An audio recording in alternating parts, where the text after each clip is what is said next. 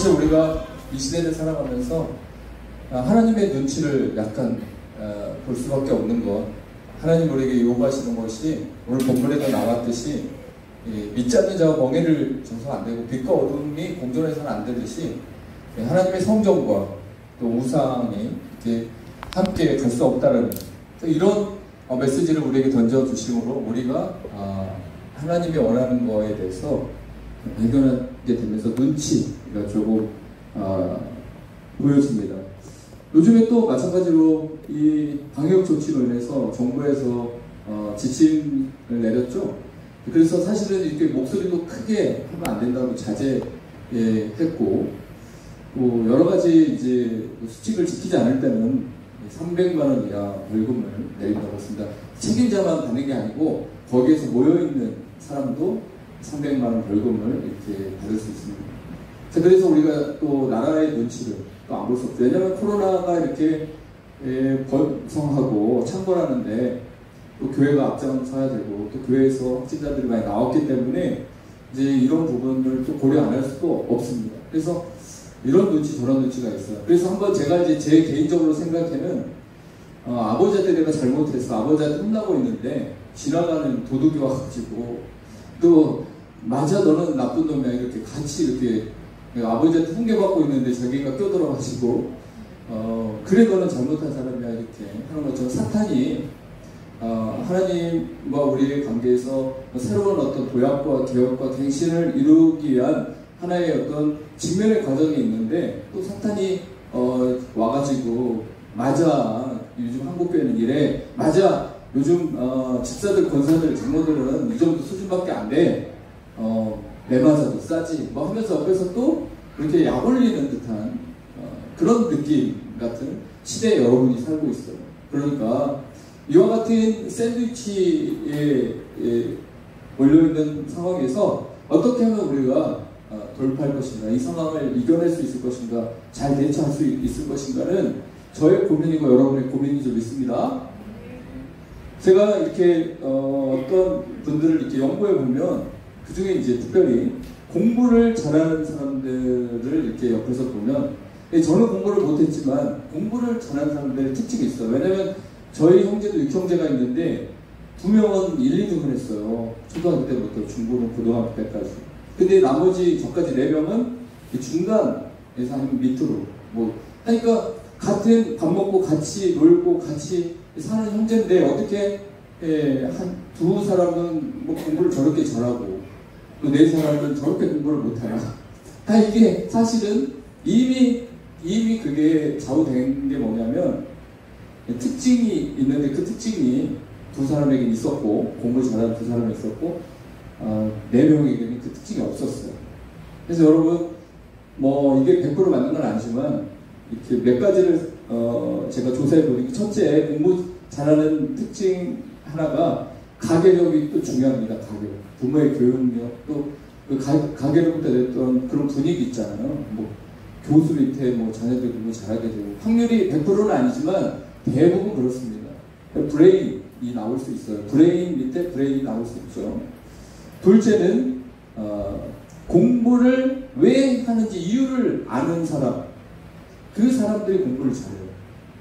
그러니까 어떤 친구는 제가 예전에 중고등부 전도사로 있을 때 공부를 열심히 하길래 너는 왜 공부를 열심히 하냐고 그냥 한번 질문했는데 그 친구는 이렇게 얘기했어요. 자기가 보니까 자기는 외모가 뛰어나지 않대요. 여자인데 외모가 뛰어나지 않아요. 그래서 이 사회에서 살아남기 위해서 자기의 가치를 상승시키기 위해서는 자기가 할 수 있는 게 뭐 성형수술에서 이런 생각이 아니라 공부를 열심히 해야만 사회에서 살아남을 수 있겠구나. 높은 자리에서 영향력 있는 사람이 될 수 있겠구나. 이런 생각을 해서 공부를 열심히 하는데 근데 그 전에 만약에 그 친구가 하나님의 영광을 위해서요. 제가 하나님의 영광을 위해서 열심히 공부를 해서 영향력 있는 사람이 되면 많은 사람을 주께 인도하는 그런 도구로 쓰임 받을 수 있으니까 열심히 공부합니다. 이러면 되는데 거기까지는 안 됐더라도 일단 그 친구는 바로 그거예요.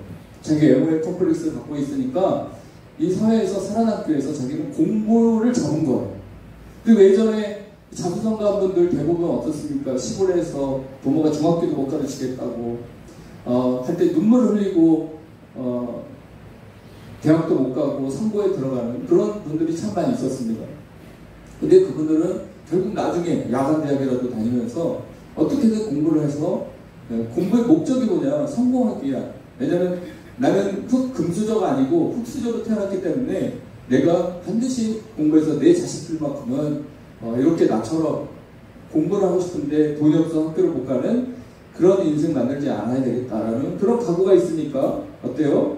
공부하는 목적이 뚜렷하니까 공부를 잘하게 돼 있습니다. 세 번째, 이 이유가 진짜인 것 같은데 공부 잘하는 비법 세 번째 특징 중에 하나가 공부 잘하는 사람들은 기분이 나빠도 공부하고 기분이 좋아도 공부한대요. 그리고 심심해서 공부하고 할 일이 없어도 공부하고 날이 굳어도 공부하고 날이 좋아서도 공부하고 여기에 비교가 있는 것 같습니다. 여러분 인정하시죠? 공부 잘하는 애들은 쉬는 시간 그 시간도 공부를 해요. 그리고 놀러 가서도 뭔가 애들은 준비를 하고 가요. 그러니까 이렇게 삶이 공부가 되는 거죠. 마찬가지로 신앙 좋은 사람의 특징이 거의 비슷합니다. 좋은 부모, 신앙 좋은 부모 밑에서 어렸을 때부터 가족예배를 드리고 어렸을 때 꿈과 비전을 찾게 되고 자 그러니까 어때요? 그 아이들이 신앙생활이 좋아질 수밖에 없죠. 그리고 또 하나 진정은 내가 어떤 존재인지 이유와 신앙생활을 하는 이유를 정확히 아는 사람이죠. 나는 어떤 존재인가? 나는 하나님의 자녀이다. 그러니까 하나님 안에서 태어났고 하나님 안에서 살고 있고 하나님의 보호를 받고 있고 하나님 주신 복을 누리고 있고 하나님 주시는 꿈을 꾸고 있는 존재이기 때문에 내가 그 하나님과 발맞춰서 동행하고 하나님의 뜻을 따라서 살아가는 것은 당연하다라는 확실한 그 목표가 있는 거죠. 그러니까 누가 뭐 교회에 와서 봉사하세요. 누가 뭐 이것 좀 맡아주세요. 이렇게 안 해도 스스로 이것이 하나님께 영광이요. 이 삶이 내가 존재하는 삶의 한 부분이고 중심이라는 사실을 스스로 알기 때문에 수동적이지 않습니다. 능동적으로 나가게 되어 있습니다. 자, 그렇습니다. 그런 사람들은 신앙에 전심전력으로 매진하는 것입니다. 자, 오늘 본문에 바울이 고린도 사람들에게 그 당시 고린도 교회는 산업화의 발달로 인한 세속화가 급속하게 진행되고 있었어요. 급속하게. 이제 자본주의가 들어와서 이제 성공 사례들이 나오고 또 어떻게든지 돈을 벌면 노예에서 벗어나서 어떤 상위 계급이 또 올라갈 수도 있고 뭐 이런 시대가 됐기 때문에 또 한편으로 문화적으로는 얼마든지 향락을 즐길 수 있다. 목욕탕도 크게 세우고 뭐 도서관도 세우고 그러면서 향락 문화도 동시에 발달했죠. 자, 이런 가운데 고린도 교회 성도들이 정체성을 잃어가기 시작한 거예요. 처음에는 사도 바울을 통해서 아니면 구약의 율법을 통해서 그리스도인이 살아가야 될 정확한 방향을 다 제시받고 나는 크리스찬이야. 나는 하나님의 자녀야. 그래서 말도 삶도 행동도 꿈도 비전도 달라야 되라는 것을 다 알고 있었다가 갑자기 세상의 화려한 것들이 눈에 비춰지고 대세가 세상이니까 많은 사람들이 그 목적을 향해 나가고 내세보다는 이 세상의 모든 것을 걸고 투자하고 그렇게 떵떵거리고 살아가는 모습을 보면서 갑자기 이렇게 나눠졌던 빛과 어둠이 나눠졌었는데 갑자기 빛과 어둠이 섞여지는 이런 분위기로 가는 것을 사도 바울이 보고 성도의 5가지 정체성을 확보하지 않으면 우리는 신앙생활 하는 게 아니다라고 오늘 본문에서 강력하게 말합니다. 자, 그 정체성 확보 5가지의 정체성을 확보하면 그것들 안에는 우월한 가치가 있습니다. 그 5가지를 확보하면 믿음으로 더욱 견고하게 살아갈 수 있습니다. 그러나 이 5가지를 확보하지 못하면 우리는 신앙생활 하는 것 같은데 물에 기름이 섞이듯이 그렇게 섞인 상태에서 신앙생활을 할 수밖에 없습니다. 자, 이게 뭐냐? 의와 불법. 첫 번째, 의와 불법이 절대 공존할 수 없다. 정의와 불법이죠. 여러분, 정의에 입각한 삶을 우리가 살아가고 구현하기 위해서 우리가 법을 알아야 됩니다. 하나님은 하나님의 법도 정의라고 하고 이 땅의 법도 정의에 입각한 법이 발의되어서 또 그 법대로 시민들이 살아가길 원합니다. 정말 하나님의 법과 또 불법은 뭐예요? 하나님의 법을 행하지 않는 게 불법이 되겠죠.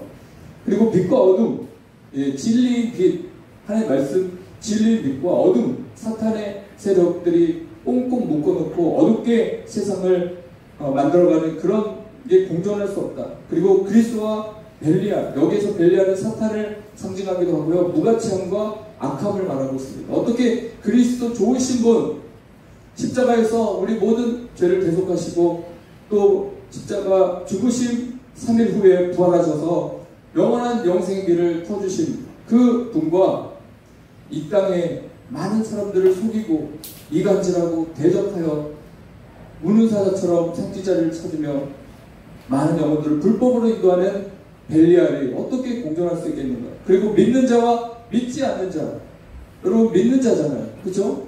믿지 않는 자. 요즘에 우리가 믿는 자들이 믿지 않는 자들에게 지시를 받고 믿지 않는 자들에게 통제를 받는 그런 현실이 어느 정도 우리 앞에 다가온 것 같습니다. 믿는 자가 믿지 않는 자들의 충고를 받는, 예를 들어서 믿지 않는 자가 믿는 자고 교회 다니면 빛과 소금 역할을 한다던데, 예수님 같이 그렇게 섬기고 한다는데 너는 쓰레기를 팍팍 버리고 또 동네에서도 되게 막 인사성도 없고 동네에서 좀 교만한 사람으로 찍히고 교회만 잘 다니지 양보도 없고, 자 그러니까 믿지 않는 자와 구별점이 없어져 버리는 거죠. 생활면에서 삶면에서 구별점이 없어지니까 이게 이제 도저히 이 정체성이 확보가 안 되기 때문에 우리 신앙도 안 자라고 또 하나님의 영광도 없어요. 그리고 하나님의 성전과 우상이 어떻게 공존할 수 있는가? 자, 이렇게 선명하죠. 강력한 대조가 이루어지고 있습니다. 우리가 자문서를 보면 의인과 악인을 계속 이렇게 대조해서 어린아이도 충분히 알 수 있을 만큼 의인은 이런 사람이고 악인은 이런 사람이다라고 그렇게 선명하게 강력하게 대조하는데, 마찬가지로 오늘 고린도후서 6장 14절에서 7장 1절까지의 이 말씀은 누구나 다 그리스도인이면 이해할 수 있을 만큼 함께 할 수 없는 것들, 멍해를 같이 할 수 없는 것, 파트너십으로 갈 수 없는 것들에 대해서 강력하게 말하고 있습니다. 자, 여러분, 불신자들과 성도는 가치관과 지향하는 목표가 확연히 달라요. 여러분 인정하시죠? 아니, 불신자하고 얘기를 했는데 대화가 너무 잘 돼. 그럼 신자가 정상이 아닌 거예요. 그러니까 너무 잘 돼요. 피라미드에 올라가자, 이런 거부터, 어떻게 해야 세상에서 제일 성공하냐, 이런 그 방법들을 같이 즐겁게 대화를 나누고 있다면, 그것은 내가 세상에 물들었든지, 아니면 내가 그리스도가 나에게 준 정체성들을 확보하지 못한 상태에서 살아가고 있는지, 이것이 이제 나타나게 됩니다. 자, 그러므로 세상 사람들을 부러워하지 마시고 믿음으로 사는 사람을 여러분들이 부러워해야 될 줄 믿습니다.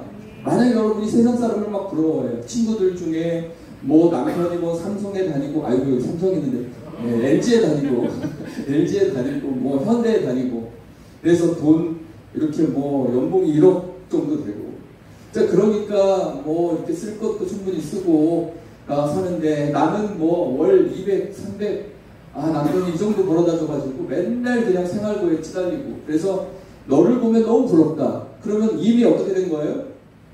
하나님 우리에게 주신 이 정체성을, 가치관을 이미 잃어버린 거예요. 우리는 어떤 사람을 부러워야 되죠? 외제차 타고 다니고 성공한 사람만 부러워야 됩니까? 우리가 부러워야 될 사람은 이런 악한 세대, 이렇게 엄중한 세대, 믿음으로 살려고 어려운 가운데서도 헌신하고 오히려 더 내놓고 더 낮아지고 정말 믿음으로 사는 그런 사람이 보여주면 그 사람을 부러워야 되는데, 우리가 그런 사람 부러워하나요? 여전히 우리도 돈 많은 사람을 부러워하고 여전히 생활 여건이 좋은 사람을 부러워합니다. 여러분, 우리가 지금 얼마나 많이 섞여 있는지 이제 아시겠죠? 부인할 수 없죠? 아무도 대답을 안 하시고 마스크 써서 그런 줄 믿습니다. 큰 소리 내면 300만 원 벌금 내니까 여러분 유공무원이 되셨는데, 왜냐하면 이 부분이 너무 중요한 것 같아요. 저도 그랬으니까. 큰 교회 하는 목사님 부럽고, 회식 자리에서 돈 팍팍 쓰시는 그런 목사님 부럽고, 난 언제 따라가나 뭐 이런 생각이 안 들어오겠습니까? 인간인데. 근데 그런 사람보다 우리 교회보다 어려운데 어르신들을 섬기고 있는 그 목사님을 보면 그 목사님의 믿음이 더 부러워야 되는데, 아이고 고생하십니다. 언제 저렇게 어르신을 섬기다가 교회를 부흥하고, 이렇게 다 생각이 자동적으로 스쳐가는 거예요. 이게 우리가 물들어버린, 이미 우리 가치관에 섞여버린 것들의 요소들이 다 이렇게 있는 것 같아요. 자, 우리는 이 세상의 속에서 믿지 않는 자와 더불어 시간과 공간을 함께 나누며 살아갑니다. 그래서 그 사람들과 결별하는 게 아닙니다. 여기서 사도 바울이 말하는 것은 완전히 세상 밖으로 나가라는 그런 의미로 우리가 들어서는 안 되겠죠. 우리가 지구를 떠나라 그러면 지구 떠나서 우리가 모여서 어떻게 살겠어? 이 한복판에서 믿음으로 사는데 단지 그런 가치관을 갖고 있는 사람들과 같이 있다 보면, 아까 부러워한다 그랬죠. 우리가 코로나 바이러스만 두려워할 게 아니라 그런 사람들의 가치를 갖고 가치관에 우리가 물드는 것을 두려워해야 되는 거죠. 금세 침투합니다. 금세 그게 부러워지면 상대방 비교해가지고 괜히 그 상대를 무시하게 됩니다. 믿음이 밥 먹여주냐, 뭐 기도한다고 뭐 밥 나오냐, 그 시간에 그냥 막일해서 10몇만원 버는 게 더 낫지. 이 현실적으로 다 갈 수 있어요. 이런 시대에 여러분이 살고 있기 때문에 반드시 이 부분이 2000년 전에 사도 바울이 고린도 교인들에게 간절히 부탁한 것처럼 저도 여러분들에게 간절히 부탁하는 것입니다. 우리가 비록 돈이 없지 가오가 없습니까? 여러분 우리가 돈이 없지 믿음이 없어요? 믿음이 금보다 귀하고 믿음이 돈보다 귀한 건데 언제부터 우리가 이렇게 됐습니까? 우리가 이런 부분에 대해서 이와 같은 엄중한 시국에 하나님 앞에 무릎을 꿇고 회개해야 되지 않습니까? 언제부터 교회보다 우리 가정이 더 중요했습니까? 언제부터 하나님의 나라보다 국수주의에서 자기 나라만, 뭐 우월주의, 백일 우월주의 뭐 하면서 어떤 자기 나라만 이렇게 막 잘 살려는 그런 사고의 방식이 침투했습니까? 이런 부분들을 이 시대에 하나님께서 하나하나 말씀을 통해서도 그렇지만 사회가 돌아가는 과정들을 보면서 우리에게 다 보여주고 있습니다. 자, 다만 성경은 그들과 멍에를 같이 하지 말라고 합니다. 불의와 죄악에 아무 감각을 못 느끼는 사람들과 멍에를 같이 맺다가는 우리가 스트레스 받는 거, 이 대화가 안 된다는 거 있죠? 그러니까 믿는 아내와 믿지 않는 남자가 남편이 있으면 대화가 안 되는 거예요. 평행선이에요. 계속 평행. 그거를 감안하고 결혼한 사람들이 있어요. 몰라서 하는 경우도 있지만, 또 믿음이 있다고 했는데 믿음이 가짜였어요. 고난이 오면 쓰러질 사람이었어요. 하나님 앞에 그냥 다 포기해버릴 사람이었어요. 보니까 아주 얕은 믿음이었어요. 그때 우리가 다시 어때요? 정리정돈을 하고 정말 우리가 어떻게 나가야 될지를 바로 알아야 되는 시기가 됐습니다. 성도와 불신자는 근본적으로 조화를 이룰 수 없는 명백한 한계가 있습니다. 믿지 않는 자들과 어떻게 보면 영합금지라고, 믿지 않는 자들과 영합금지, 그리고 성별에 대한 삶의 공고를 사도 바울이 지침으로 내린 것 같습니다.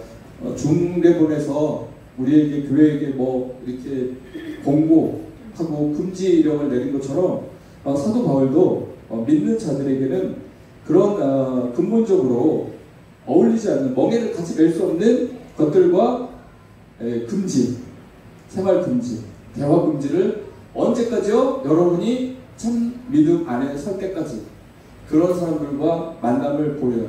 그래서 제가 엊그제도 어떤 그 목사님 상담에 와서, 신학교 동기인데 상담에 와서 그러는데, 아내가 어떤 사모님을 만났대.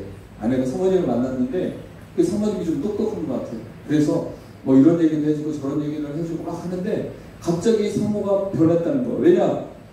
자기 남편의 어떤 좀 부족한 것들 비교해서 다른 목사님의 우월한 것들 이렇게 비교하다 보니까 남편이 너무 이제 연약해 보이니까 그걸 막 갖다가 그냥 막 대놓고 지적을 하고, 그래가지고 이제 자기가 정말 힘든 시기가 왔다는 거예요. 아내가 자기를 안 믿어주고 또 그 사람의 말을 막 믿기 시작하고. 여러분 이렇게 비교하는 것들, 이런 것들이 정말 우리의 삶을 어둡게 합니다. 그래서 진짜 성령으로 거듭난 사람은 가정에 가서 잘하라, 남편한테 순종하라 그러지, 대놓고 자기 남편의 허점을 얘기할 때 그거는 봐봐, 당신 바로 잘못했어, 당신은 그 사람을 못 고치면 당신은 성공 못해, 이런 식으로 옆에서 훈수를 두는 거, 이거 성령의 사람이 아니죠. 그러니까 이런 사람과 영화 금지예요. 이런 사람들과 만나서 괜히 한숨 쉴 필요 없어요. 믿음의 사람과, 믿음의 말을 하는 사람과 성령의 사람과 여러분 대화하시고 만나시길 바랍니다. 자, 그렇습니다. 세속적인 것들이 계속 우리를 자극합니다.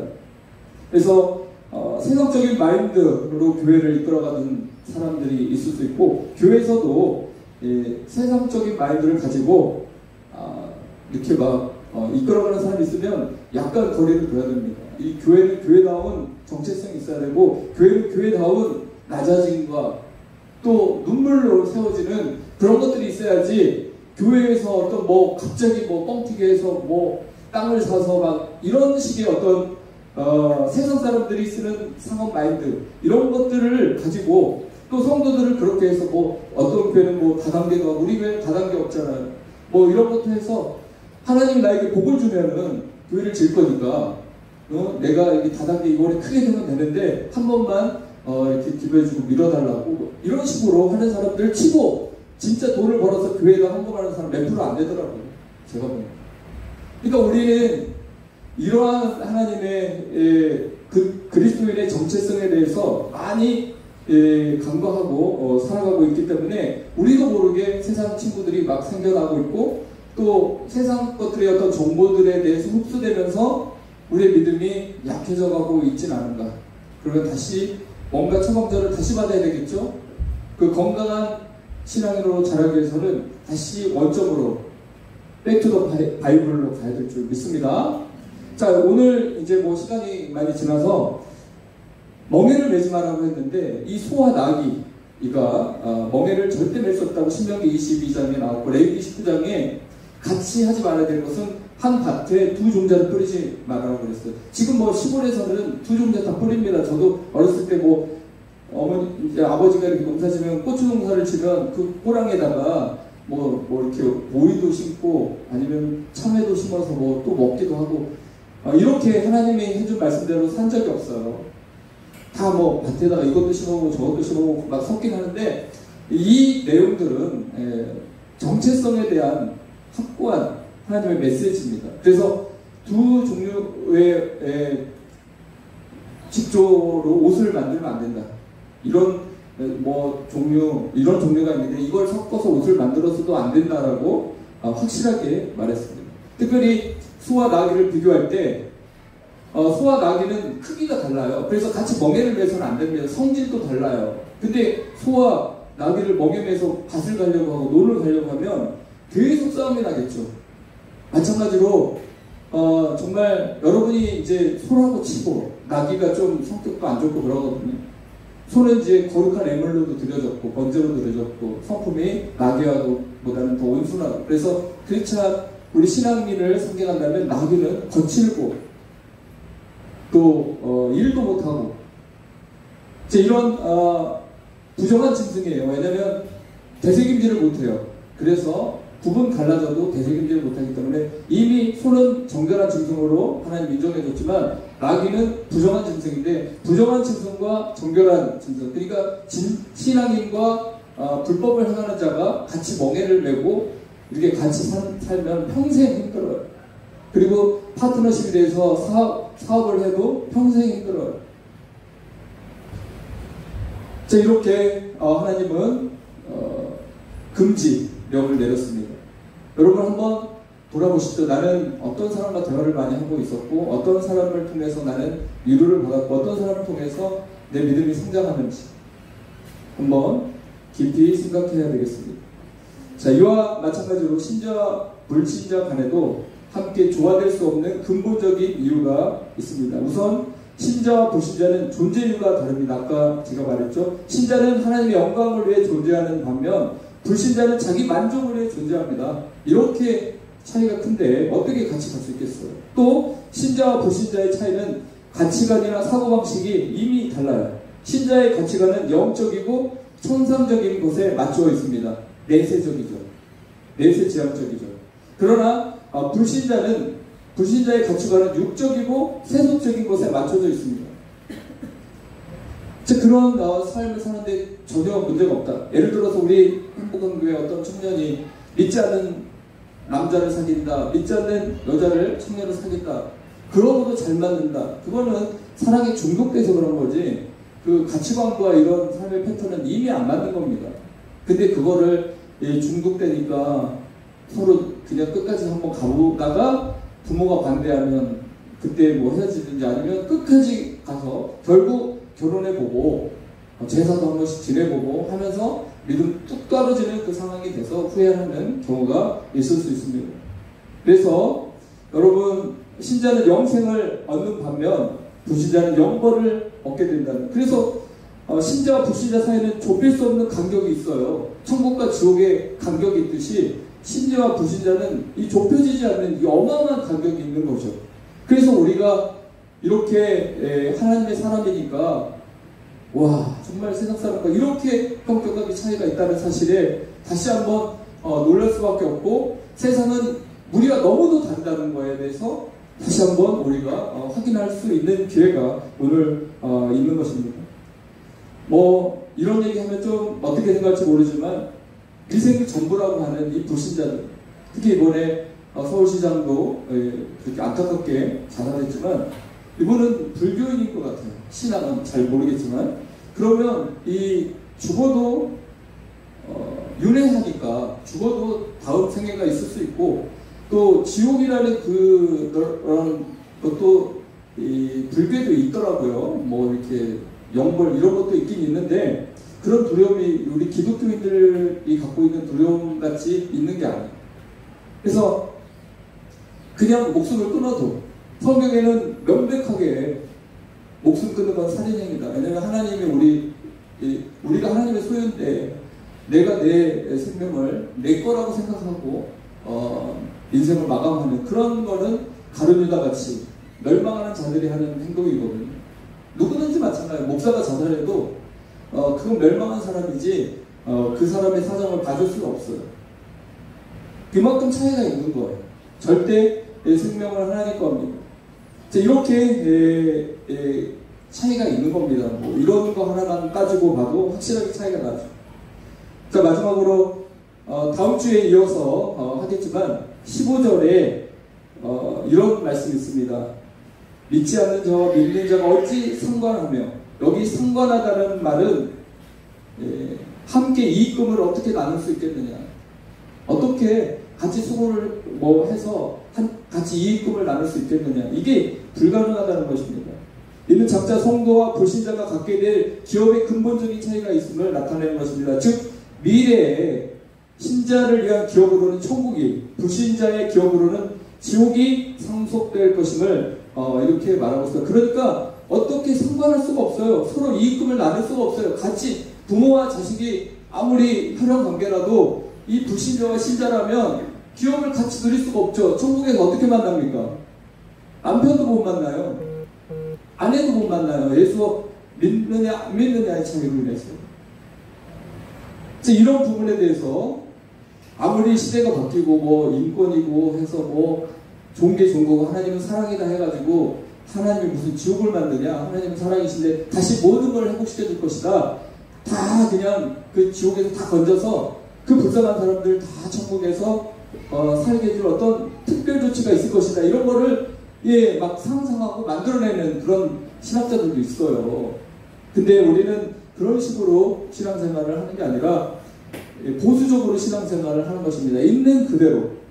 사도 바울도 고린도 사람들이 유식하죠. 헬라 철학이 있어요. 그런 사람들 앞에 이렇게 천국, 지옥을 단도직입적으로 얘기할 때는 상당히 부담도 됐을 것입니다. 그러나 이 얘기를 안 하면 직무유기가 되는 거예요.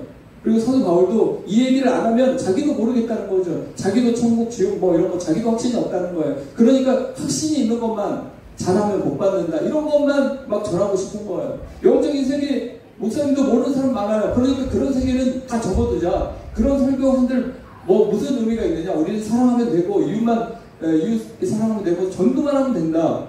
그렇지 않습니다. 영적인 세계도 가르쳐야 되고 영적인 세계가 육적인 세계를 얼마나 많이 간섭하고 지배하는지 이런 것들도 다 배워야 되는 것이죠. 그래서 우리가 영의 사람, 육의 사람 이렇게 구별하는 것들에 대해서도 알아야 되는 거죠. 자, 그렇습니다. 오늘 말씀을 여러분 꼭 기억하십시오. 5가지 신자가 가져야 될 정체성, 그리고 이 5가지 서로 다른 것이 결코 하나가 될 수 없다는 것, 이게 너무 확실하게 다르다는 것. 그래서 너무 비슷하게 가는 사람들 다시 다 방향을 바꿔야 됩니다. 공통점이 하나도 없다. 불신자와 신자의 공통점은 하나도 없었다. 5가지를 비교했을 때 너무 달랐다. 꼭 기억하시고요. 자, 그렇게 하나님 앞에 정체성을 가지고 존재의 이유를 가지고 이 약한 세대의 영적인 삶을 살아가는 자들에게 하나님께서 오늘 약속하셨습니다. 한번 다 같이 읽고 마치겠습니다. 6장 16절, 오늘 본문 16절 다 같이 합독하겠습니다. 시작. 하나님의 성전과 우성이 어찌 일치가 되리요? 우리는 살아계신 하나님의 성전이라. 이와 같이 하나님께서 이르시되 내가 그들 가운데 거하며 두루 행하라. 나는 그들의 하나님이 되고 그들은 나의 백성이 되리라. 네, 이렇게 살면 하나님이 우리 가운데 거한대요. 얼마나 놀랍습니까? 그리고 두루 행하신대. 삶에 개입하시고 우리 일곱 일도족을 다 관찰하시고 피할 길도 주시고 나가야 될 방향도 제시해 주시고 하나님이 전부 지침을 만들어서 우리가 행하는 것 같고 우리가 선택하는 것 같지만 거기에는 하나님의 손길이 이미 개입되어 있다는 거죠. 그쵸? 이렇게 하신대요. 그리고 너희는 내 백성이 되고 하나님은 우리 아버지가 되십니다. 연합, 완전한 합일에 가까운 그 세계의 길로 우리를 인도하신다고 합니다. 다시 한번 우리는 생각할 때입니다. 코로나19로 인해서 이전과 같은 일상이 다시는 돌아올까 말까 예측하는데 이런 것도 우리에게 불안을 주지만 가장 또 중요한 건 내가 이 좋은 시대, 이렇게 최첨부화 시대, 이런 시대에 나도 모르게 한눈을 팔고 있었다면, 자랑으로 치우쳤다면, 곁눈질하고 뒤돌아봤다면 이런 부분에 대해서 다시 제자리로 돌아오는 그런 삶에 대해서 다시 최선을 다하는 그 방향을 향해서 애써 다시 나아가는, 그래서 나는 신자라는, 나는 불신자가 아니고 신자라는, 신자 중에 신자라는, 부러워할 걸 부러워하고 부러워하지 말아야 될 것을 안타깝게 생각할 수 있는 그 단계까지 가서 우리가 영적인 재판관이 돼야지, 전혀 그런 거 보고도 판가름이 안 된다면 우리는 아무것도 배운 게 없는 거죠. 이 부분에 대해서 우리 행복한 가족들이 일주일 동안 다시 한번 나는 하나님의 사람으로서 가져야 될 5가지 정체성을 확보하는 그런 시간이 되기를 예수님의 이름으로 부탁드립니다. 기도하겠습니다. 하나님, 고마운 감사.